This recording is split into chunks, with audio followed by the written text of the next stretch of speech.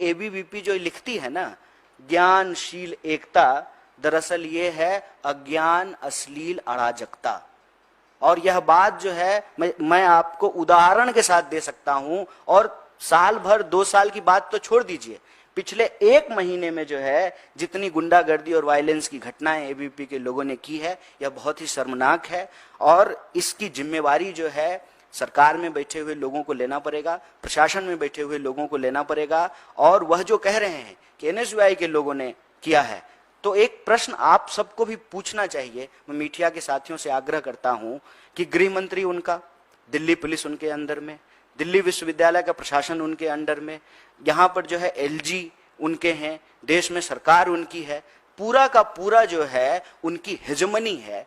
उस वक्त जो है वो अपने वायलेंस को जस्टिफाई करने के लिए अनर्गल और झूठे आरोप लगा रहे हैं। हम आप सबके माध्यम से दिल्ली विश्वविद्यालय के विद्यार्थियों को और देश को भी, क्योंकि दिल्ली विश्वविद्यालय का सवाल अब सिर्फ विश्वविद्यालय का सवाल नहीं है, ये देश और समाज का भी सवाल है। हम आप सबसे यह आग्रह करते हैं और आपको आश्वस्त करते हैं कि आप धैर्य रखें, कोई भी परिस्थिति हो जाए, जो हमारा विचार है, जो हमारा एजेंडा है, उससे हम 1 इंच पीछे नहीं हटेंगे। और एजेंडा हमारा ये है कि इस बार पहली बार मैं आपको ये कहना चाहता हूं कि दिल्ली विश्वविद्यालय में विमेंस एजेंडा लाया गया है।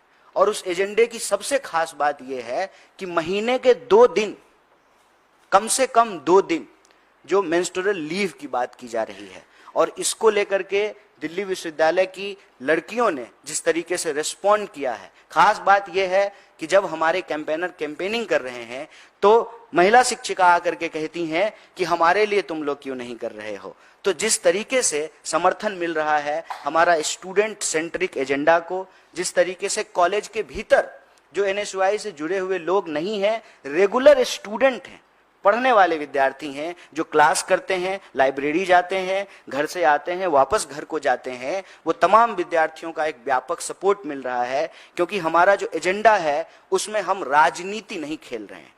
हमारे लिए ये नहीं है कि दिल्ली विश्वविद्यालय का चुनाव जीतें और तुरंत से जो है भाजपा में मंत्री बनने का जो है विकल्प खुला हुआ है। जो सरकार में होते हैं उनके प्रति यह आकर्षण स्वाभाविक है, लेकिन हम तो विपक्ष में बैठे हुए हैं और लगातार इस देश के मुद्दों पर बात कर रहे हैं। और आप हमारे पैनल को भी देखिए, हमारा पैनल साधारण किसान बैकग्राउंड के बच्चे हैं जो स्कॉलरशिप से पढ़ करके दिल्ली विश्वविद्यालय में पढ़ने के लिए आए हैं। और हमारा जो पॉजिटिव एजेंडा है, जो पॉजिटिव वाइब है, उससे व्यापक तरीके से विद्यार्थी भी जुड़ रहे हैं और विद्यार्थियों की सेवा करने वाले लोग भी जुड़ रहे हैं। और हमारा जो पैनल है उसमें एक लड़की के पिताजी जो है वो आर्मी में थे, माताजी उनकी जो है किसान हैं, तो वो समझते हैं कि सेवा का क्या मतलब होता है। इसीलिए हमने कहा कि चाहे देश में कोई भी इश्यूज हो, मणिपुर की अगर आप बात करें तब भी ये चुप रहे, महिला पहलवानों की बात करें तब भी ये चुप रहे, विश्वविद्यालय का बजट कट किया गया तब भी ये चुप रहे,